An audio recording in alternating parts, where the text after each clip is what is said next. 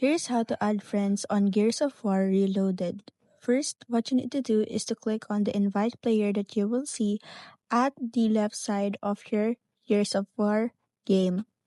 Afterwards, you will see there all the friends that you have, so you can just go ahead and see if there is any online friends that you have, and you can invite them to have game with them. Now, to add friends, the first thing that you can do is go to the main menu and click on the versus options. So once you have already clicked on the versus options, you will be able, or you will be redirected on the page where you will be able to see there the options syncing data. So you have to download first the latest multiplayer data so that you can go ahead and add more friends on your Gear of War's Reloaded game. So once you have already done this and all the data has already been synced, now two players are need to sign in to play the split screen, and now you can go ahead and have friends to play with to your game.